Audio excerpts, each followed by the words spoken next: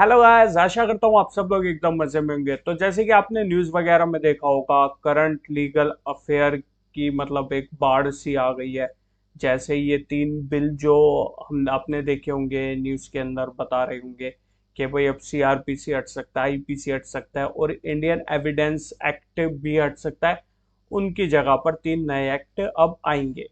तो क्या क्या हुआ, कैसे कैसे क्या हुआ, सबकी बात करेंगे। टेंशन मत लीजिए, सारी चीजें मैं एक एक समझा दूंगा इस वीडियो के अंदर। तो ये अगर आप क्लैट के लिए प्रिपेयर कर रहे हैं, एलसेट के लिए प्रिपेयर कर रहे हैं, फिर एलिट के लिए कर रहे हैं, तो ये टॉपिक आपके लिए बहुत ज्यादा जरूरी है। अगर आप नहीं भी प्रिपेयर कर रहे हैं और आप लीगल बैकग्राउंड से लॉयर हैं या लॉ स्टूडेंट हैं, आप किसी भी लीगल मतलब बैकग्राउंड से अगर कुछ भी रिलेशन रखते हैं, लीगल बैकग्राउंड क्या है, तो भाई वीडियो आपके लिए है 110%। क्योंकि इन फ्यूचर कहीं ना कहीं चीज़ों से आपका पाला पड़ेगा। सब चीज़ें चेंज हो रही हैं ऑलमोस्ट, मतलब सब चीज़ें ही चेंज हो रही हैं, ये मान के चलो। तो थोड़ा ओवरव्यू देख लेते हैं क्या है क्या नहीं है। चैनल को सब्सक्राइब कर लीजिएगा, लीगल मैन चैनल का नाम है। और कोई भी अगर आपको दिक्कत है वीडियो से, मतलब कोई भी चीज़ पसंद नहीं आती है, कुछ लगता है कि ये चेंज होना चाहिए, वो चेंज होना चाहिए, तो जाइए नीचे कमेंट सेक्शन के अंदर मेंशन कर दीजिए। बिना कुछ सोचे समझे हम उसका रिप्लाई जरूर देंगे। तो शुरू करते हैं हमारी वीडियो जल्दी से। तो लीगल करंट अफेयर जो मैंने क्लैट वगैरह के लिए जो प्रिपेयर कर रहा है, एलसेट एलेट के लिए, उनको बताया था कि मैं लीगल करंट अफेयर और लीगल रीजनिंग के ऊपर वीडियो बनाता रहूंगा। तो ये वाली वीडियो है हमारी लीगल करंट अफेयर के ऊपर। तो होता क्या है, 11 अगस्त आपका, हम देखें अगर 11 अगस्त 2023 को जो हमारे होम मिनिस्टर हैं, गृह मंत्री अमित शाह जी, वो क्या करते हैं, वो एक बिल मतलब तीन बिल इंट्रोड्यूस करते हैं लोकसभा के अंदर। वो बिल कौन कौन से हैं? भारतीय न्याय संहिता, भारतीय नागरिक सुरक्षा संहिता और भारतीय साक्ष्य बिल 2023। तो वो ये तीन बिल लेके आते हैं लोकसभा के अंदर, जिसके अंदर काफी सारी बातें उन्होंने बताई बिल को लेकर के। भाई अब क्या क्या चेंजेस आ जाएंगे फ्यूचर में, क्या क्या चेंजेस हो सकते हैं, क्या क्या चेंजेस नहीं आएंगे, उन सब के बारे में उन्होंने बात करी। हालांकि काफी ज्यादा मतलब अच्छी खासी उन्होंने चीजें बताई बिल के बारे में कि भाई क्या उन्होंने चेंजेस करे हैं, क्या नई चीजें आई हैं, क्या चीज उन्होंने हटा दी उसमें से, वो सारी चीजें इसमें बताई। तो अगर हम बात करेंगे, देखिए हो सकता है अगर आप क्लैट से हो, क्लैट के लिए प्रिपेयर कर रहे हो, तो आपके लिए सारी चीजें नहीं होंगी। देखिए मैं आपको सिंपल बताता हूँ। ये जो तीन चीजें आप देख रहे हो ना, ये और ये भैया मेन पिलर है। अगर आप क्रिमिनल जस्टिस की बात कर रहे हो, ये तीन मेन प्लेयर है, यानी कि तीन एक्ट बहुत ही ज्यादा जरूरी है अगर आपको केस लड़ना है क्रिमिनल साइड में। ठीक है, आप कोई भी क्रिमिनल केस लड़ेंगे, इन तीनों से आपका पाला 110% पड़ेगा। बहुत ही रेयर चांस है कि ना पड़े। तो भाई ये तीन मेन प्लेयर हैं, वो पिलर हैं, इनके बिना हो ही नहीं सकता। तो सबसे पहले मैं आपको ये भी बता दूंगा कि किसके अंदर क्या है, अगर आप नहीं तो फटाफट से देखते हैं। तो इंडियन पिनल कोड की अगर हम बात करें, तो इसके अंदर भाई किस चीज को ऑफेंस माना जाएगा, किसको ऑफेंस नहीं माना जाएगा। फॉर एग्जाम्पल चोरी है, चोरी में अब मैं किसी बंदे के सामने से पेन उठा के ले जाता हूँ, या फिर वो घर पर नहीं है, मैं पेन उठा के ले जाता हूँ, तो चोरी माना जाएगा नहीं माना जाएगा, किसको माना जाएगा किसको नहीं। तो डिफाइन ऑफेंस कहाँ किया गया है? आईपीसी के अंदर, कि किस चीज को ऑफेंस माना जाएगा, किस चीज को नहीं। और इसी के साथ उसकी जो पनिशमेंट है, कि भाई किस ऑफेंस की क्या पनिशमेंट है, रेप की क्या पनिशमेंट है, मर्डर की क्या पनिशमेंट है, थेफ्ट की क्या पनिशमेंट है, सेक्सुअल असोल्ट की क्या पनिशमेंट है। तो वो सारी चीजें आईपीसी के अंदर हम पढ़ते हैं। टोटल सेक्शन 511 है। अब होता यह है, अमित शाह जी जो आते हैं 11 अप्रैल को लोकसभा के अंदर, वो बिल इंट्रोड्यूस करते हैं। तो यानी कि जो बिल इंट्रोड्यूस करते हैं, उस बिल का नाम है भारतीय न्याय संहिता 2023 का बिल है। ठीक है, अब जो ये बिल उन्होंने अभी रखा है लोकसभा के अंदर, जो प्रेजेंट करा है, तो अब इंडियन पीनल कोड हट जाएगा और इंडियन पीनल कोड की जगह पे ये वाला एक्ट आ जाएगा। अभी ये बिल है, बिल और एक्ट में मैं आपको फर्क बताता हूँ। अभी ये बिल है, बाद में ये एक्ट बन जाएगा। बिल का मतलब ये अभी ना ये लोकसभा से पास हुआ है, ना राज्यसभा से पास हुआ है, ना ही इसको प्रेसिडेंट ऑफ इंडिया ने असेंट दिया है, यानी कि अपनी सहमति दी है, साइन इस पर नहीं करे। तो अभी ये बिल है, लेकिन जैसे ये राज्य लोकसभा से पास होता है, राज्यसभा से पास होता है, और प्रेसिडेंट इसके ऊपर साइन यानी कि अपनी असेंट दे देते हैं, कंसेंट दे देते हैं, तो उसके बाद जैसी वो राष्ट्रपति जो हमारे प्रेसिडेंट ऑफ इंडिया है द्रौपदी मुर्मू जी, जैसे ही वो कंसेंट देती हैं तो ये बिल बन जाएगा एक एक्ट। ठीक है।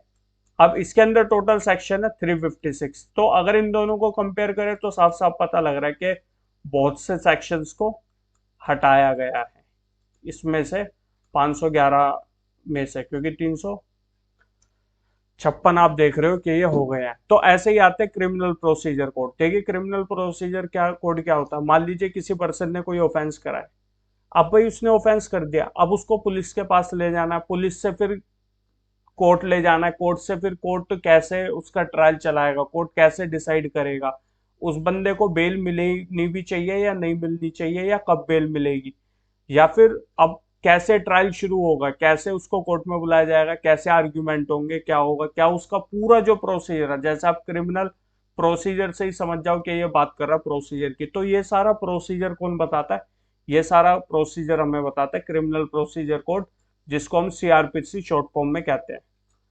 अब ये चल रहा था अभी तक, हालांकि अब भी यही चल रहा है, ठीक है। इसकी जगह पर आ जाएगा हमारा भारतीय नागरिक सुरक्षा संहिता बिल 2023। अभी तक ये है, लेकिन जैसे ये पास होगा इसकी जगह पर ये आ जाएगा और सीआरपीसी पूरी तरीके से हट जाएगा। अब सीआरपीसी के अंदर अगर आप देखोगे तो टोटल टोटल सेक्शंस थे 484, 484, लेकिन अब जो ये वाला जो बिल आया है इसके हिसाब से जो सेक्शन बनेंगे वो बनेंगे 533, 533। तो जाहिर सी बात है सेक्शंस बड़े हैं। अब ऐसे है जो इंडियन एविडेंस के अंदर, अब एक बात बताओ, जब कहीं आपने मर्डर या कुछ भी हुआ, ठीक है, अब उसका केस जा रहा है कोर्ट के अंदर, तो भाई किस चीज को एविडेंस मानना है, किसको नहीं मानना है, या एविडेंस कैसे कंसीडर करनी है चीजों को, वो सारी बातें कौन बताएगा, वो सारी बातें बताएगा इंडियन एविडेंस एक्ट हमारा। जो एविडेंस है ये सीपीसी पे भी चलता है और आईपीसी पे भी चलता है। अब ये वाला चल रहा है अभी, ठीक है, लेकिन जैसे ही ये भारतीय साक्ष्य बिल जैसे ही पास हो जाएगा तो ये वाला हट जाएगा और ये वाला एग्जिस्टेंस में आ जाएगा, फिर ये लागू हो जाएगा। टोटल सेक्शन 167 है एविडेंस के अंदर, एविडेंस एक्ट के अंदर, और जो टोटल सेक्शन अब जो आया है बिल उसके अकॉर्डिंग टोटल सेक्शन 170 है, यानी कि 3 सेक्शन एक्स्ट्रा बढ़ा दिए गए हैं। होपफुली यहाँ तक आपको समझ आ गया होगा। अब कुछ चेंजेस वगैरह हम देखेंगे, जैसे कुछ सेक्शंस ऐड करे गए हैं आईपीसी के अंदर। अब कौन कौन से सेक्शन है देखिए, जैसे ऑर्गेनाइज्ड क्राइम का सेक्शन जोड़ दिया गया है, मॉब लिंचिंग वगैरह के रिगार्ड में अगर हम बात करें, पैटी ऑर्गेनाइज्ड क्राइम और ऑर्गेनाइज्ड इन जर्नल, जो भी छोटे ऑफेंसेस वगैरह हैं उनको भी इसमें जोड़ा है सेक्शन 110 में। ऑफेंस ऑफ टेररिस्ट एक्ट से भी रिलेटेड ऑफेंसेस जोड़े गए हैं 111 में। अगर सॉवरेनिटी, यूनिटी और इंटीग्रिटी ऑफ इंडिया को कोई हार्म वगैरह करता है उसके रिगार्ड में भी है। स्नैचिंग भी जोड़ा गया है, हालांकि स्नैचिंग पहले नहीं था, ये कॉन्सेप्ट नया है। स्नैचिंग वही है कि भाई जैसे आप जा रहे हैं बाइक वगैरह से, जब आपकी चैन वगैरह खींच के बंदा भाग जाता है, तो वो सब स्नैचिंग के अंदर आता है। 302, 302। अब आपने, अगर आप लो बैकग्राउंड के भी नहीं है तो 302 आपने सुना होगा भाई, न्यूज फिल्म वगैरह में बताते हैं कि भाई दफा 302 के तहत इसको फांसी की सजा दी जाती है, तो ये पनिशमेंट ऑफ मर्डर था। लेकिन अब जो नया बिल आया उसके अंदर सारी चीजें चेंज हो गई है, अब 101 में चला गया है पनिशमेंट ऑफ मर्डर। तो एक 300, अब जो 302 था उसकी जगह पर स्नैचिंग अब आ गया, मर्डर चला गया न्यू बिल के हिसाब से। लेकिन पहले 302 अगर हम आईपीसी खोल कर देखेंगे तो उसके अंदर पे वो था आपका 302 के अंदर पनिशमेंट ऑफ मर्डर थी, लेकिन अब वो हटके स्नैचिंग आ गया। तो होपफुली यहाँ तक आपको ये वाला समझ आ गया है कि भाई आईपीसी के अंदर भी चेंजेस वगैरह हुए हैं। अब आ जाओ बात करते हैं ये जो तीनों बिल आए हैं, ये जो तीनों बिल आए हैं इन तीनों बिल के फीचर्स के बारे में बात करते हैं। हालांकि अभी इसको पूरा एलोबरेट नहीं करके बताया जा सकता, रीजन ये है क्योंकि अभी ये जो बिल है ना, ये बिल गया है स्टैंडिंग कमेटी के पास, तो हो सकता है कुछ इन फ्यूचर इस बिल के अंदर चेंजेस वगैरह हो जाए, क्योंकि एक्ट जब बन जाएगा तब इसको चेंज करना इसके अंदर से काफी ज्यादा मुश्किल हो जाएगा। हालांकि ये पक्का है कि जैसे ही ये एक्ट बनेंगे, ये सुप्रीम कोर्ट ऑफ इंडिया के पास कई बार जाएंगे, कई बार जाएंगे सुप्रीम कोर्ट ऑफ इंडिया के, ये गारंटी है। क्योंकि कुछ ना कुछ प्रॉब्लम है, और एक से एक दिमाग वाला बंदा हमारे इंडिया में है, लीगल उसमें फर्टिनिटी में। जो हमारे वकील साहब है, एक से एक अच्छा लेवल का दिमाग लगाएंगे तो कुछ ना कुछ कमी निकाल कर वो ले जाएंगे, फिर सुप्रीम कोर्ट ऑफ इंडिया उसको एक्सप्लेन करते रहेंगे। टाइम टू टाइम ये सब चलता रहेगा। लेकिन अब फीचर्स की बात करते हैं, तो तीनों ही एक्ट के मतलब बिल्स के फीचर्स की इसके अंदर बात करते हैं। देखिए, सबसे पहली क्या चीज है, एक प्रोविजन बनाया मॉब लिंचिंग का सेपरेट, जिसके अंदर जो पनिशमेंट है 7 ईयर हो सकते हैं, लाइफ इम्प्रिजनमेंट हो सकती है, और डेथ पेनल्टी भी हो सकती है। ये बहुत बड़ी बात है, क्योंकि मॉब, अब मैं एक चीज बताता हूँ ये बिल लाने का रीजन क्या है। हालांकि मैंने इसमें डालना भूल गया था, लेकिन मैं बताता हूँ ये तीनों बिल लाने के रीजन क्या है। तो अमित शाह जी जब लोकसभा के अंदर थे, तो उन्होंने रीजन ये दिया, उन्होंने बोला कि भाई टाइम टू टाइम जो है ना चेंजेस होते रहते हैं, तो ये जो हमारे तीनों एक्ट, आईपीसी, सीआरपीसी और एविडेंस एक्ट, ये हैं आपके उस टाइम के जब अंग्रेजों का शासन था, ब्रिटिश एम्पायर रूल करता था इंडिया के ऊपर, ये तब का है। तो उन्होंने अपने अकॉर्डिंग, अपनी चॉइस के हिसाब से ये लॉज बनाए थे। तो आज के टाइम में काफी टाइम चेंज हो गया है, और वो मतलब क्या, बहुत सारे लोग सरवाइव नहीं करते, और कुछ ऐसे लोग हैं जिनको चेंज करना पड़ेगा, जो मैंडेटरी है चेंज करने। अगर आप इनके एक्ट के ईयर्स भी देखोगे, 1860, 1898, 1872, देखिए कितने पुराने पुराने ये एक्ट हैं, कितने पुराने पुराने टाइम के ये एक्ट है। तो इसलिए उन्होंने बोला कि भाई चेंजेस वगैरह होने चाहिए, और जो काफी ज्यादा जरूरी है प्रेजेंट सिनेरियो में। तो भाई आज के टाइम में मॉब लिंचिंग वगैरह की आप खूब वो सुनते हैं, अगर आप हिंदी बैकग्राउंड से, तो मैं मॉब लिंचिंग वही होता है कि भाई जब भीड़ इकट्ठा होके मारने लग जाती है। तो ये भाई होना बहुत ज्यादा जरूरी है कि भाई भीड़ वगैरह इकट्ठा हो जाती है, हमले होते हैं एक दूसरे पर। तो इस चीज को देखते हुए आजकल ज्यादा आप इन चीजों को देख रहे हैं, न्यूज वगैरह में आए दिन कुछ ना कुछ खबर आती रहती है। तो इसलिए इसको ज्यादा सीरियस लेते हुए इसको एक अलग से सेपरेट इसका प्रोविजन बना दिया, और ये ऑफेंस बना दिया, जिसकी पनिशमेंट 7 साल की हो सकती है, या फिर लाइफ इम्प्रिजनमेंट हो सकती है, उम्र कैद, या फिर डेथ पेनल्टी हो सकती है, यानी कि फांसी की सजा तक का प्रावधान इसके अंदर कर दिया है। पहली चीज है। दूसरी चीज आ जाओ, x party trial on conviction of. देखो, एक्सपार्टी ट्रायल क्या होता है, मैं आपको एक चीज बताता हूँ। एक्सपार्टी ट्रायल ये होता है कि अगर आप सिविल केसेस की बात करोगे ना, तो मान लीजिए ए ने बी के ऊपर केस कर दिया, ए ने बी के ऊपर केस कर दिया।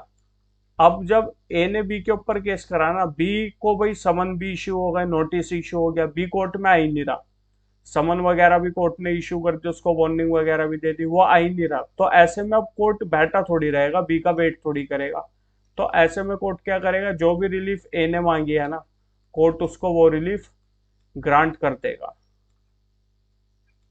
ठीक है, कोर्ट बस वही है, नेचुरल जस्टिस वगैरह का सब्जेक्ट मैटर को ध्यान में रखते हुए कोर्ट ए को फेवर में डिसीजन कर देगा। तो जब कोर्ट ए के फेवर में डिसीजन करेगा ना, उसको बोलता है एक्स पार्टी ऑर्डर। थोड़ी मेरी हैंड राइटिंग ज़्यादा ही अच्छी है, तो कृपया करके ध्यान मत देना, क्योंकि मैं माउस से वो कर रहा हूँ। तो एक्स पार्टी कोर्ट इसको डिक्लेयर कर देगा। तो पहले, अब ये बात करी मैंने सिविल की, अब मैं बात करता हूँ क्रिमिनल की, क्योंकि यहाँ पे जो तीनों एक्ट हैं वो क्रिमिनल लॉ से रिलेटेड है।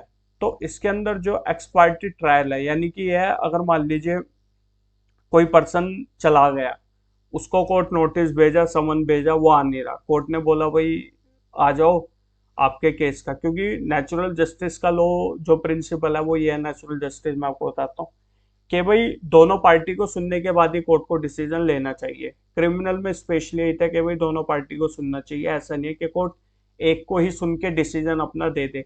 लेकिन अब थोड़े से चेंजेस इस जो बिल के अंदर आए हैं वो ये आए हैं कि भाई अगर मान लीजिए जो वो है कोर्ट, ने उस बंदे ने कोई ऑफेंस करा और वो भाग गया देश छोड़ के, या फिर वो चला गया, अब कोर्ट उसको बुला रहा है कि भाई आओ अपना डिफेंस वगैरह दो आपको अगर देना चाहते हो और वो बंदा नहीं आता, तो ऐसे में पहले क्या था, अगर वो बंदा नहीं आ रहा तो काफी ज्यादा मामला लटक जाता था। लेकिन अब ऐसा इस बिल के अकॉर्डिंग ऐसा नहीं होगा। अगर वो आ गया ठीक है, नहीं आएगा तो कोर्ट अपना ट्रायल चलाएगा और उसको एक्स पार्टी घोषित कर देगा। यानी कि वही है, एक्यूज आ नहीं रहा तो कोर्ट उसके अगेंस्ट में ही ऑर्डर फिर एक्स पार्टी जो भी कोर्ट को सुटेबल लगेगा वो कर देगा। तो ये जो नीरव मोदी हो गए, माल्या वगैरह हो गए, या फिर दाऊद इब्राहिम है, अब इंडिया में एनी बट केस चल रहे हैं तो वो तो आएगा ही नहीं, तो इसका मतलब ये थोड़ी है कि उसका केस पेंडिंग ही पड़ा रहेगा। तो इन सब चीजों को देखते हुए ये एक्स पार्टी ट्रायल का कॉन्सेप्ट अब आएगा। होपफुली एक्स पार्टी ट्रायल आप समझ गए होंगे, क्रिमिनल के अंदर नहीं था लेकिन अब क्रिमिनल लॉस के अंदर नहीं था, लेकिन अब ये कॉन्सेप्ट क्रिमिनल जस्टिस सिस्टम के अंदर भी आ गया, आ जाएगा जब ये बिल एक्ट बनेगा। अब एक बहुत मेन चीज है, प्रोविजन ऑफ जीरो एफआईआर। भाई साहब मैं बताऊं, 2000 जहां से मेरी नॉलेज में है, मतलब मैं स्कूल टाइम पे था, 2012 में शायद निर्भया केस, हाँ 2012 के आसपास, 12 में ही निर्भया केस हुआ था दिसंबर में। तो उसके बाद से जीरो एफआईआर को लेकर जस्टिस वर्मा कमेटी आई। जस्टिस वर्मा कमेटी ने भी काफी ज्यादा इसको लेकर इशू बनाया कि भाई, इशू क्या मतलब, उनकी जो जस्टिस वर्मा की रिकमेंडेशन थी उसके अंदर भी जीरो एफआईआर का जिक्र किया गया था जस्टिस वर्मा कमेटी में। इसके बाद 2017 या फिर 19 के आसपास एक हैदराबाद के अंदर भी रेप केस हुआ था, जिसके अंदर फैमिली गई थी उनके पास थाने में, क्योंकि वो मिल नहीं रही थी, जो विक्टिम थी प्रोसिक्यूटर्स थी वो मिल नहीं रही थी। तो ऐसे में फिर जब फैमिली ने थाने को अप्रोच करा तो थाने ने एफआईआर करने से मना कर दी। तो फिर जब वो दूसरे थाने गए, उनको भी बोला तो उन्होंने भी मना कर दी। तो फिर से दोबारा जीरो एफआईआर को लेके गाइडलाइन इश्यू हुई थी, क्योंकि अगर आप सीआरपीसी का एक्ट देखोगे तो जीरो एफआईआर सीआरपीसी के अंदर आपको कहीं भी नहीं मिलेगी। हालांकि ये चलन में है, जस्टिस वर्मा की कमेटी ने कह रहा है, होम मिनिस्ट्री ने भी गाइडलाइन इशू करी है, 2019 में तो हुआ था शायद ये केस, 19 में, तो 2019 में जस्ट उन्होंने होम मिनिस्ट्री ने भी इसके ऊपर गाइडलाइन इशू करी थी कि भाई जीरो एफआईआर का कॉन्सेप्ट है, अगर कोई आपके पास आता है आपको जीरो एफआईआर करनी पड़ेगी। लेकिन बहुत लोग इस चीज को लेकर अवेयर नहीं थे। जीरो एफआईआर क्या होती है मैं आपको फटाफट से बताता हूँ। देखिए, आप गए थाने, आपने अपने एरिया का जो भी आपका थाना पड़ता है, मान लीजिए आप रहते हैं चांदनी चौक में, वहां कोई अपराध आपके साथ हो जाता है, आप गए थाने में, आपने बोला भाई ऐसा ऐसे हुआ है, मेरी एफआईआर करो, पुलिस कर देती है मना, पुलिस आपकी एफआईआर करने से कर देती है मना। तो इस कंडीशन में आप क्या करेंगे, इस कंडीशन में आप, जो लीगल रूल ये कहता है, लीगल रूल ये कहता है कि भाई जहां पर ऑफेंस हुआ है उसी ज्यूरिडिक्शनल एरिया में आपको एफआईआर करनी पड़ेगी। लेकिन कई बार अगर वो थाना आपकी एफआईआर लेने से मना कर रहा है तो आप उस थाने के छोड़ दो, ऑल ओवर इंडिया में किसी भी थाने जाके आप एफआईआर कराओगे तो वो जो एफआईआर आप कराओगे वो जीरो एफआईआर होगी। जीरो एफआईआर ये होती है। कई बार ऐसे भी होता है कि भाई कहीं कुछ अपराध हो गया, चक्कर काट रहे हैं को, वो थाना कह रहा है कि भाई मेरे एरिया में नहीं आता, ये उस एरिया में आता, आप उस एरिया में जाओ। अब आप उसे दूसरे थाने में गए, उसने बोला ये मेरे में नहीं आता, ये उस वाले थाने में आता है।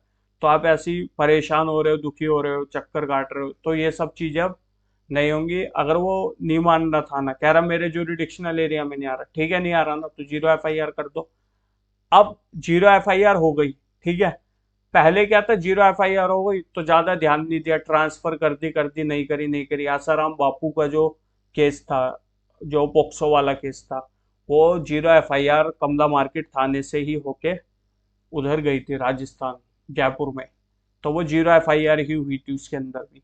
तो इसके अंदर यही है कि भाई जीरो एफआईआर का मतलब अब ज्यादा अच्छा खासा इलेबोरेट करके उन्होंने बताया कि भाई ये जो जीरो एफआईआर है ये किसी भी पुलिस स्टेशन में आप करा सकते हैं, कोई भी ऐसा नहीं है कि ज्यूरिडिक्शनल एरिया है आपका नहीं है। लेकिन पुलिस ऑफिसर की ड्यूटी दे दी, उन्होंने बोला कि भाई जो भी पुलिस स्टेशन का जो भी इंचार्ज वगैरह है, ठीक है, उसकी ये ड्यूटी है कि उसको 15 दिन के अंदर ये जीरो एफआईआर उस थाने में भेजनी पड़ेगी जिस थाने में वो एरिया आता है जहां पर ऑफेंस हुआ है। फॉर एग्जाम्पल मान लीजिए आप रहते हो लाल किले के एरिया में, ठीक है। अब होता क्या है, लाल किले के एरिया में हुआ ऑफेंस, अब लाल किले के थाने आप गए, उन्होंने कर दिया आपकी एफआईआर करने से मना, चलो ठीक है। अब उसके बाद आप चले गए कनॉट प्लेस। कनॉट प्लेस के थाने में जाके आपने करा दी 0 FIR। तो जो कनॉट प्लेस थाने में जो आपने FIR कराई है ना, तो उस पुलिस ऑफिसर की ड्यूटी बन गई कि उसको 15 दिन के अंदर लाल किले का जो थाना है उसके अंदर उसको वो भेजनी पड़ेगी FIR के, भाई आपकी FIR आई है, आप FIR रजिस्टर्ड करो। तो ये मैंडेटरी है, भेजनी पड़ेगी। अगर नहीं भेजेंगे तो फिर कोर्ट वगैरह उसके ऊपर एक्शन लेंगे। तो इस चीज़ का ध्यान रखना है, ये चीज़ मैंडेटरी कर दी। अब इसका नाम 0 FIR कैसे पड़ा? क्योंकि जाहिर सी बात है, जब जुरिडिक्शनल थाने में जो आपका जुरिडिक्शन थाना है उसमें FIR कर नहीं रहे, आप कहीं और कर रहे हो, तो वो नंबर वगैरह आपको नहीं देंगे। FIR नंबर आपको वहीं से मिलेगा जहाँ पे मतलब एफ जहाँ पे सही में ही FIR होनी है। तो इसलिए इसको 0 FIR बोल देते हैं। ये आपको होपफुली समझ आ गया होगा। अब अगला आ जाओ, डीम्ड सैंक्शन टू। अच्छा, इसके अंदर देखिए ये है कि भाई पहले क्या प्रोविजन था कि भाई अगर आप किसी भी पब्लिक सर्वेंट या सिविल सर्वेंट या फिर पुलिस ऑफिसर के खिलाफ में केस कर रहे हैं ना, तो पहले आपको गवर्नमेंट को से परमिशन लेनी पड़ती थी कि भाई मतलब गवर्नमेंट अगर परमिशन देगी कि आप भाई चला सकते हो तो आप कर सकते हो। अगर गवर्नमेंट परमिशन नहीं दे रही तो फिर कुछ और क्राइटेरिया आ जाता है, वो मैं बाद में बताऊंगा, अभी नहीं। ठीक है, तो फिर कुछ और आ जाता है क्राइटेरिया। तो ऐसे में अब क्या हुआ भाई, आपने डाली कि भाई मुझे इस पर्सन के खिलाफ कोई केस करना है, या फिर कोर्ट ने बोला कि भाई इस पर्सन के खिलाफ कुछ ऑफेंस होना है, कंप्लेंट आई है, तो कुछ एक्शन लिया जाए या क्या, मतलब वो क्या कहती है गवर्नमेंट। तो गवर्नमेंट ऐसे में क्या कहती थी कि भाई कुछ रिप्लाई वगैरह करती नहीं थी। ठीक है, जो भी अथॉरिटी थी, गवर्नमेंट कह लो या फिर कोई भी अथॉरिटी कह लो। तो अब अथॉरिटी जब रिस्पॉन्स नहीं करती थी तो खामखा की जो बेचारा विक्टिम था, यानी जो सफरर पार्टी है जिसके साथ हुआ है गलत, वो बेचारा बेवजह ही चक्कर काटता रहता, दुखी होता रहता था। लेकिन अब जो नया बिल है उसके अकॉर्डिंग ये है, भाई अगर आप उनसे पूछा कि भाई आप इसके अंदर बताइए करिए या ना करें या क्या आप चाहते हो, और अथॉरिटी ने अगर 120 दिन तक आपकी जो भी मतलब एप्लीकेशन वगैरह जो आपने दिया, अगर कोई भी उसके ऊपर रिस्पॉन्स नहीं दिया, ठीक है, हाँ नहीं बोला, ना ही ना बोला, या फिर कोई भी रिस्पॉन्स, मतलब लीजिए कोई रिस्पॉन्स ही नहीं दिया, अगर कोई रिस्पॉन्स नहीं दिया और 120 दिन ओवर हो गए तो ये मान लिया जाएगा डीम्ड सैंक्शन। मतलब ये मान लिया जाएगा कि भाई आपने परमिशन दे दी केस चलाने की। यानी कि आप कह रहे हैं कि ठीक है भाई केस चलाओ, अगर 120 दिन के अंदर आपने कोई भी रिस्पॉन्स नहीं दिया। तो कहीं ना कहीं ये जो चीज आई है ये कहीं ना कहीं ये शो करती है कि जो विक्टिम बेचारा सफर कर रहा था ना, उस चीज से उसको राहत मिल जाएगी। क्योंकि 120 दिन के अंदर अगर हाँ में आ गया तो ठीक है, अगर हाँ में नहीं आया, रिस्पॉन्स कुछ दे ही नहीं रहे अथॉरिटी, तो ठीक है, फिर भी उसको कंसिडर हाँ में ही कर लिया जाएगा। तो गवर्नमेंट फिर दे रही है रिस्पॉन्स तो ठीक है, वरना नहीं है। ये वाला आपको समझ आ गया। अब नीचे आ जाओ, क्योंकि पता है क्या रूल है, देखिए सिविल सर्वेंट है, पुलिस है, गवर्नमेंट एम्प्लॉय, तो इनके ऊपर केस करने से पहले ना आपको इन्फॉर्म करना पड़ता है अथॉरिटी को, गवर्नमेंट को, कि भाई हम ऐसे ऐसे इसके ऊपर केस करना चाह रहे हैं। तो गवर्नमेंट देखते हैं कि भाई वैलिड है भी या नहीं है, क्या बेवजह परेशान तो नहीं करा जा रहा। तो ये सब चीजें होती हैं इसके अंदर। तो इसलिए अब इसमें एक टाइम पीरियड फिक्स कर दिया, 120 दिन के अंदर अगर रिस्पॉन्स दे दिया ठीक है, अगर नहीं दिया तो उसको माना जाएगा कि भाई परमिशन दे दी। हाँ ये है। अब नेक्स्ट पॉइंट देखेंगे, digitisation of complete process starting from registration of FIR। देखो भाई, हालांकि ये हमें भी फील हो गया था कोर्ट वगैरह के अंदर, अगर आप प्रैक्टिस करते हो तो आपको भी लग गया होगा कि थोड़ा थोड़ा ना झुकाव अब डिजिटाइजेशन की तरफ हो रहा है। मतलब डिजिटली कोर्ट काम कर रहा है। अब केस फाइल अगर आप कर रहे हो तो ज्यादातर केस ऐसे हो गए कि भाई आपको ऑनलाइन फाइल करना है, उसमें फिर आपको बुक मार्किंग करनी है, उसके अंदर आपको फाइल की फिर PDF की OCR भी करानी है। तो कई बार हमारे मन में आता है कि यार ये बुक मार्किंग OCR वगैरह क्यों करा रहे हैं, देखने एटलीस्ट इन्हें फिजिकल फाइल है कोर्ट को। तो ये, लेकिन फिर जब हाई कोर्ट के अंदर देखा तो हाई कोर्ट के अंदर पता लगा, जब थोड़ा और ग्रो हुए तो हाई कोर्ट के अंदर पता लगा कि अगर आपने ऑनलाइन फाइल कर दिया तो फिजिकल फाइल की इतनी जरूरत नहीं है। जैसे हम 482 वगैरह क्वेश्चन डालते हैं, तो इससे पता लगा कि यार कहीं ना कहीं झुकाव अब धीरे धीरे जो हाई कोर्ट और सुप्रीम कोर्ट ऑफ इंडिया में है, वो भी डिस्ट्रिक्ट कोर्टों पे स्पेशली दिल्ली में वो देखा जा रहा है। तो इससे ये समझ आ गया, और ये इसका प्रूफ भी है। तो इसके अंदर ये बोला कि आप FIR रजिस्ट्रेशन करते हैं, ठीक है, केस डायरी मेंटेन करी जाती है, पुलिस द्वारा, ठीक है, चार्जशीट फाइल होते हैं, यहाँ तक कि डिलीवरी ऑफ जजमेंट, यानी कि पूरा जो प्रोसीजर है वो डिजिटाइजेशन की तरफ चला जाएगा फ्यूचर में।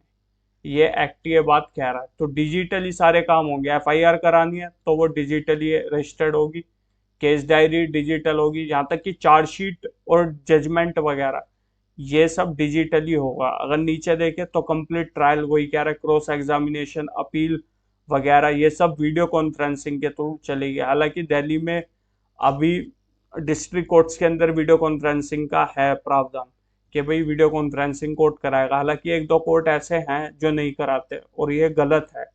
कंटेम्प्ट ऑफ कोर्ट भी एक तरीके से कह सकते हैं, क्योंकि हाई कोर्ट ने मेंशन कर रखा है। खैर वो तो बात की बात है, लेकिन यह ट्रायल वगैरह जो भी चलेगा पूरा वो सारा का सारा पेपरलेस होने वाला है और वीडियो कॉन्फ्रेंसिंग पर चलेगा। यहाँ तक कि क्रॉस एग्जामिन वगैरह भी वीडियो कॉन्फ्रेंसिंग पर होने वाला है।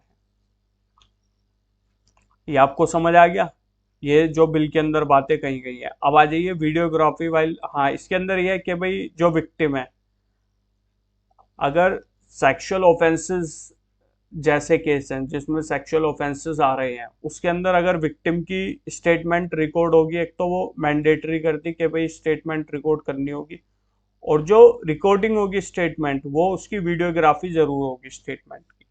तो जो भी विक्टिम की अगर स्टेटमेंट रिकॉर्ड करना चाह रहा है तो भाई आपको फिर उसकी वीडियोग्राफी स्टेटमेंट की करनी पड़ेगी, वरना वो फिर एक्शन लिया जाएगा पुलिस के ऊपर, क्योंकि पुलिस ही जाती है, लेडी जो पुलिस ऑफिसर है वही जाते हैं स्टेटमेंट रिकॉर्ड करने। तो ये वीडियोग्राफी जो है उसमें मैंडेटरी कर दिया है। हाँ, अभी आओ भाई गैंग रेप होता है, जो गैंग रेप है, तो गैंग रेप के अंदर जो पनिशमेंट है उसके अंदर चेंज किया गया है। अब 20 साल तक की पनिशमेंट कर दी गई है और लाइफ इम्प्रिजनमेंट डाल दिया गया है। अगर गैंग रेप होता है 20 साल, या तो 20 साल की पनिशमेंट होगी या फिर सीधा उम्र कैद की सजा होगी। और चेंजेस कुछ पनिशमेंट्स में करा है, जैसे माइनर के साथ रेप वगैरह होता है और ये प्रूव हो जाता है तो इसमें डेथ पेनल्टी की सजा तक दी जा सकती है, यानी कि उसको फांसी के तख्ते तक भी चढ़ाया जा सकता है माइनर। क्योंकि अभी क्या है, माइनर के रिगार्ड में अब देखिए जैसे प्रेजेंट सिनेरियो है, अगर आप पॉक्सो एक्ट वगैरह देखेंगे तो उसके अंदर पनिशमेंट है बट थोड़ा हाई वो नहीं थी, लेकिन अब डेथ पेनल्टी लेकर आ गए हैं। तो इसके अंदर यही है कि कहीं ना कहीं आज के टाइम में क्राइम माइनर्स को लेकर काफ़ी ज़्यादा बढ़ रहा है। सेक्सुअल असोल्ट वगैरह के काफ़ी ज़्यादा केस सुनने में आते हैं माइनर्स के साथ। तो इसके अंदर यह है कि भाई सजा बढ़नी थी, ये तो था, तो इसके अंदर डेथ पेनल्टी अब लगा दी कि भैया सीधा चढ़ जाओगे तख्ते पर फांसी के, अगर आप इन चीज़ों में प्रूव हो जाते हो तो क्या आपने रेप करा है। अब इसके बाद हाँ, चार्जशीट को लेकर काफ़ी अच्छा वो है ये, अगर मैं बोलूँ तो इसके अंदर ये देखिए, पहले क्या होता, चार्जशीट को लेकर ना काफ़ी ज़्यादा लंबा टाइम लगता था, और एक बेल का भी एक ग्राउंड है कि भाई डिफॉल्ट बेल मिल जाती है अगर 90 डेज में चार्जशीट फाइल नहीं होती। लेकिन अब थोड़ा चेंज इसके अंदर ये कर दिया गया है चार्जशीट को लेकर कि भाई एक तो 90 दिन के अंदर चार्जशीट फाइल होनी चाहिए जरूर। 90 दिन कब से गिने जाएंगे, जिस दिन एफआईआर हुई है उस दिन से, ठीक है। एफआईआर हुई 90 दिन के अंदर चार्जशीट फाइल करी जाएगी। अगर 1% चार्जशीट 90 दिन के अंदर फाइल नहीं करी जाती तो court time to time extend कर सकता है टाइम, लेकिन 90 दिन से ज्यादा कोर्ट नहीं जा सकता। तो इसका मतलब यह 90 दिन तो लोग खुद ही कह रहे हैं कि अभी 90 दिन के अंदर आपको चार्जशीट फाइल करने हैं, बट अगर 90 दिन के बाद भी चार्जशीट फाइल नहीं करते तो कोर्ट उनका टाइम एक्सटेंड कर सकता है, टाइम टू टाइम एक्सटेंड कर सकता है, लेकिन 90 दिन से ज़्यादा का टाइम कोर्ट भी एक्सटेंड नहीं कर सकता। तो इसका मतलब यह है कि भाई उनको 180 दिन के अंदर हर हाल में चार्जशीट देनी पड़ेगी, ठीक है। ये मैंडेटरी कर दिया कि भाई आपको हर हाल में करनी पड़ेगी, अगर नहीं करी तो आपके खिलाफ फिर एक्शन होगा।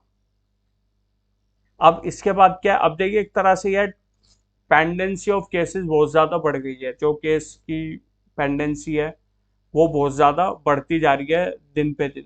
तो इसलिए उसको कम करने के लिए जल्दी से जल्दी डिसीजन हो, इतनी भी जल्दी ना हो कि भाई जस्टिस सही से ना हो पाए। तो इस चीज़ को ध्यान में रखते हुए 180 दिन का चार्जशीट का दे दिया, ठीक है।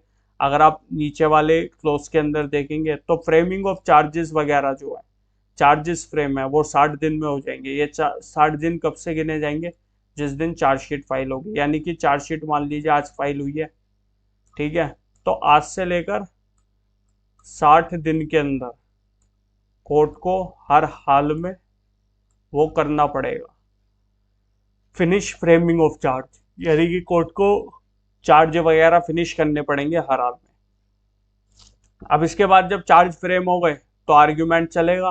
ठीक है, तो आर्ग्यूमेंट फाइनल कर कर आके, ठीक है, आर्ग्यूमेंट फाइनल कर कर आके, ठीक है, जजमेंट फिर 30 दिन के अंदर डिलीवर करनी पड़ेगी। ठीक है, judgement to be delivered within 30 days after conclusion of hearing, मतलब फाइनल आर्ग्यूमेंट वगैरह जो भी होते हैं वो सारा कंक्लूजन अगर हो गया है, क्योंकि कई बार पता है क्या होता है, अमित शाह जी ने भी बोली थी बात कि भाई जैसे मान लीजिए कोर्ट आर्ग्यूमेंट वगैरह हो गए, अब उस दौरान क्या होता था, जज पेंडिंग कर देते थे केस को।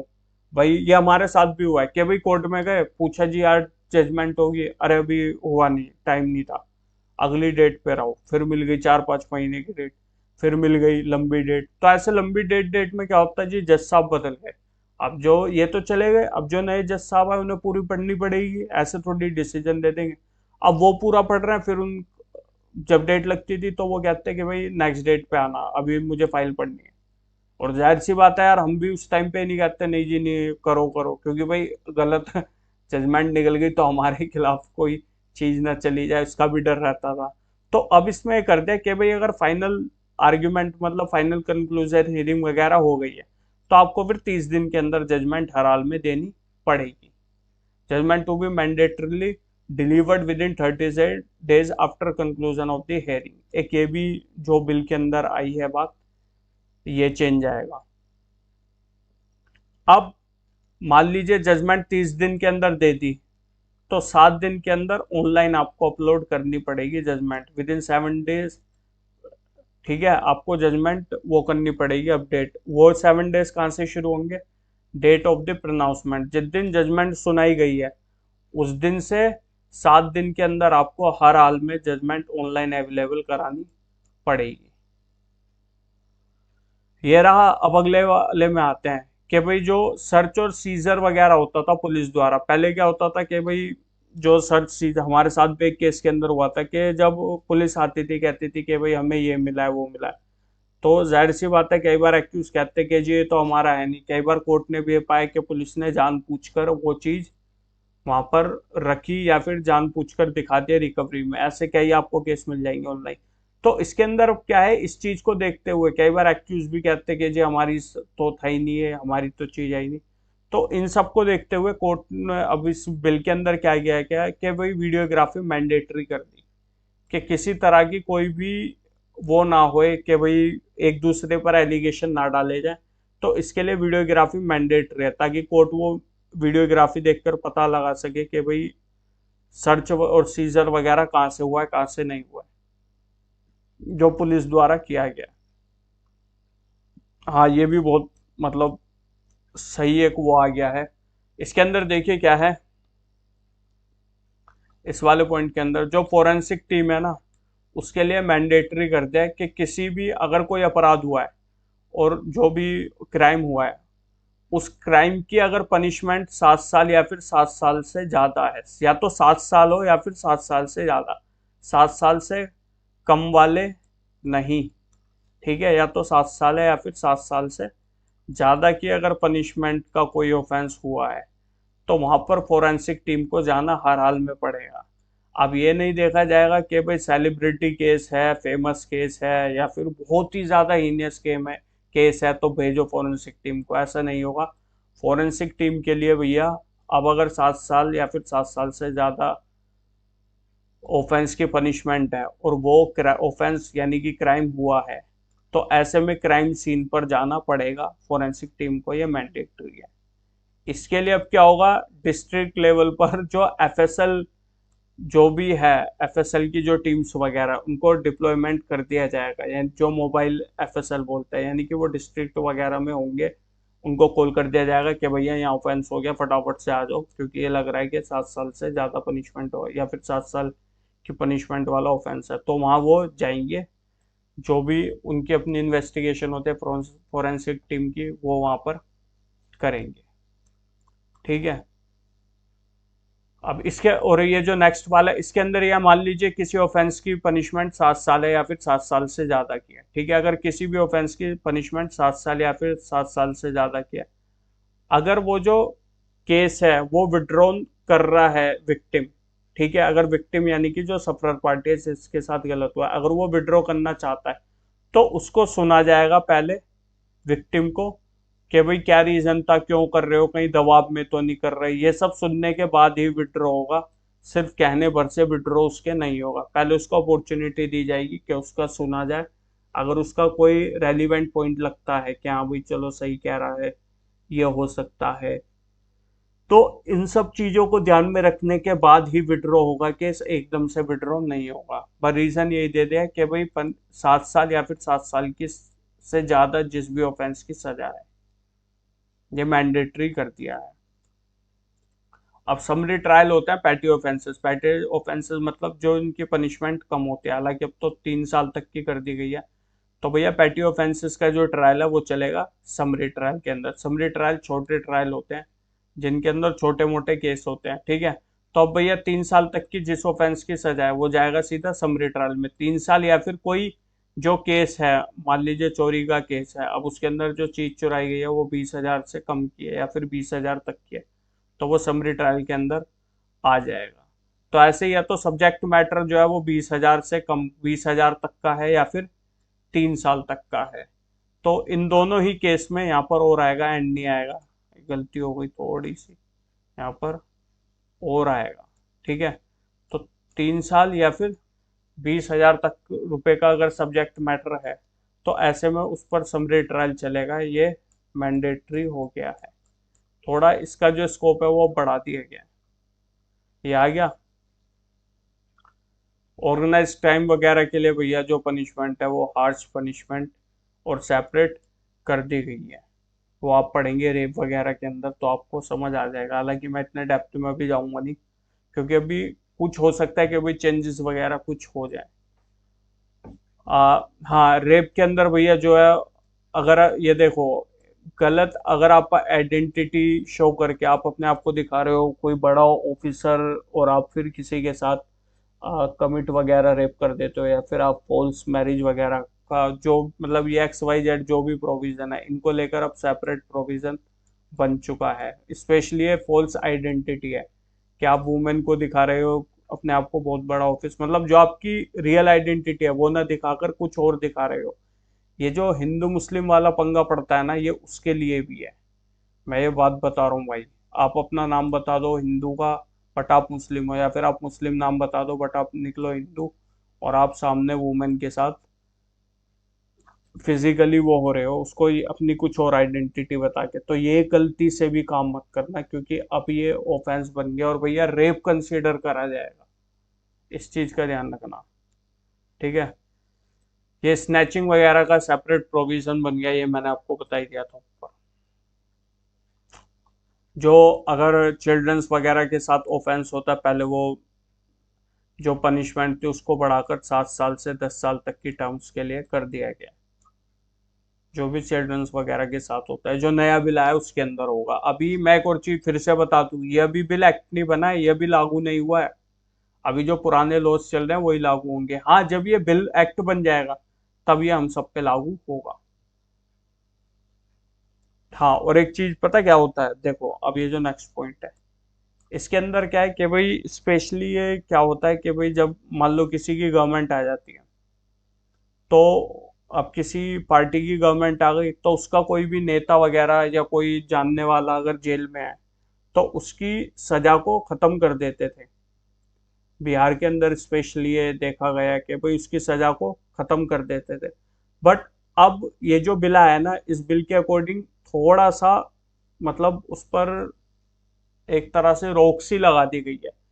कैसे, मैं आपको बताता हूँ। देखिए, आपको ये तो पता है कि भाई स्टेट गवर्नमेंट चाहे तो सजा वगैरह माफ कर सकती है। आपने गुजरात के अंदर केस देखा होगा, जो रेप केस हुआ था, उसका भी हालांकि वो पेंडिंग है सुप्रीम कोर्ट ऑफ इंडिया में।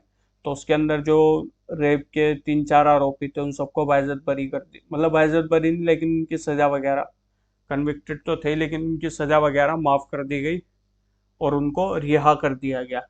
तो इन सब चीजों को देखते हुए अब स्टेट गवर्नमेंट पे भी थोड़ी सी मतलब रोक एक तरह की लगा दी गई है। देखा जाए तो कैसे, मान लीजिए किसी पर्सन को ए है,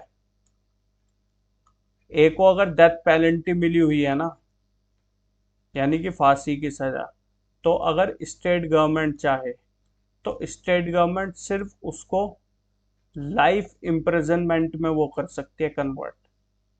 उसको रिहा नहीं कर सकती, ना ही उसकी सजा को 7 साल 10 साल कर सकती, नहीं। अगर भैया फांसी की सजा कोर्ट ने दी है तो उसको सिर्फ और सिर्फ लाइफ इम्प्रिजनमेंट तक कर सकती है। अगर लाइफ इम्प्रिजनमेंट यानी कि उम्र कैद, अगर उम्र कैद की सजा कोर्ट ने दी थी तो उसको स्टेट गवर्नमेंट 7 साल तक में कन्वर्ट कर सकती है। अगर 7 साल की सजा दी गई थी तो उसको स्टेट गवर्नमेंट 3 साल तक में कन्वर्ट कर सकती है। ये आपको होपफुली चीज समझ आ गई होगी ये वाली, कि भाई अगर फांसी की सजा है तो स्टेट गवर्नमेंट उसको ये नहीं कि सीधा छोड़ देगी, नहीं। अगर स्टेट गवर्नमेंट चाहती है तो उसको सिर्फ और सिर्फ उम्र कैद में कन्वर्ट कर सकती है। अगर उम्र कैद की सजा हुई है तो उसको 7 साल तक कन्वर्ट कर सकती है। अगर 7 साल की सजा हुई है तो उसको 3 साल तक की। ये होपफुली आपको समझ आ गया होगा ये वाला पॉइंट। अब हाँ, इसके अंदर आप थाने वगैरह गए हैं कभी? थाने वगैरह अगर आप गए होंगे ना या कभी गुजरो, तो थाने के अंदर एक ऐसा एरिया रहता है जहाँ पर बहुत ही मतलब इतनी व्हीकल आप देखोगे, भाई गाड़ी खड़ी है, किसी की स्कूटी, किसी की बाइक खड़ी है, तो उस पर धूल मिट्टी जमी हुई है, मतलब देख के ही पता लग जाता है कि यार ये क्या ही सालों से ऐसी खड़ी है। तो कहीं ना कहीं ये होता है कि उनके ऊपर वो सीज्ड व्हीकल होते हैं जिनके ऊपर केस वगैरह भी पेंडिंग है, जो चल रहे होते हैं, क्राइम के अंदर वो व्हीकल इन्वॉल्व होते हैं। तो भैया वैसे पड़े पड़े उनका कुछ यूज नहीं, कुछ नहीं, गंदगी फैल रही है, थाना बेकार लगता है। तो इन सब चीजों से बचने के लिए अब क्या किया गया है कि भाई कोई भी अगर व्हीकल सीज करा जाएगा, पुलिस को कुछ नहीं करना, व्हीकल सीज हुआ उसकी प्रॉपर वीडियोग्राफी बनानी है। ठीक है, वीडियोग्राफी बना के, वीडियो बनाकर उसकी सर्टिफाइड कॉपी बना के कोर्ट के अंदर सर्टिफाइड कॉपी जमा हो जाएगी। जैसे ही कोर्ट के अंदर सर्टिफाइड कॉपी जमा हो जाएगी तो जैसे ही वो, उसके बाद फिर वो जो भी करना चाहे कि भाई उसको बेचना चाहे या जो भी उसके रिगार्ड में प्रोविजन है उसके अकॉर्डिंग फिर वो काम करेंगे। ये जो प्रोविजन है ये इसलिए लाया गया है क्योंकि थाने के अंदर जो बेवजह के व्हीकल, जो भीड़ भरी रहती है, वो भीड़ ना हो, क्लीन रहे थाने। ठीक है, तो इसी वजह से भाई वीडियोग्राफी बनाओ, ठीक है, सीधा सर्टिफाइड कॉपी सबमिट करो कोर्ट के अंदर, और ये जो सीज्ड व्हीकल वगैरह है इनका फिर निपटारा वगैरह करो। ये मैंडेटरी प्रोविजन है, ला दिया गया है। तो होपफुली यही था सब कुछ जो अमित शाह जी ने पार्लियामेंट के अंदर अभी बातें बताई। हालांकि इसका अगर एक्ट का, बिल का डीप एनालिसिस करो तो और भी बहुत सारी चीजें हैं, लेकिन अभी वो इतनी ज्यादा डिस्कस करने की अभी जरूरत नहीं है, वो जब टाइम आएगा तब करी जाएगी। क्योंकि अभी क्या यार, वो बिल बना है, अभी बिल है, हो सकता है उसके अंदर कुछ चेंज जो है, अभी एक्ट बनने में कितना टाइम लगेगा ये भी नहीं कहा जा सकता। हालांकि एक्ट वो थोड़ा टाइम लगेगा बनने में, लेकिन फिर भी अभी कुछ नहीं पता भविष्य में क्या हो सकता है क्या नहीं हो सकता। तो इसलिए यही है, इस सब एक्ट के अंदर आपको नॉलेज होनी चाहिए, क्योंकि हो सकता है आपके किसी भी, अगर आप कोई भी कॉम्पिटेटिव एग्जाम है तो ये आ सकता है, कोई भी XYZ कोई भी कॉम्पिटेटिव एग्जाम है, क्योंकि यार ये चीजें चेंज होना कोई छोटी बात नहीं है। आप इसके यहाँ से समझ लो कि भाई जज है, कोई सीनियर लॉयर है, कितना भी बड़ा कुछ भी है, सबको भैया अब ये पढ़ना पड़ेगा, इससे कोई भी अछूता नहीं रहेगा इन एक्ट से। तो चलिए यही था इस वीडियो में, होपफुली आपको सारी चीजें समझ आ गई होगी। अगर कोई चीज नहीं समझ आई या किसी चीज में दिक्कत आ रही है तो आप कमेंट सेक्शन के अंदर मेंशन करके बता दीजिए, हम आपको रिप्लाई देंगे। तो ठीक है, मिलते हैं फिर हमारी नेक्स्ट वीडियो में, तब तक के लिए खुश रहिए, मजे में रहिए, एकदम हैप्पी रहिए। Thank you so much.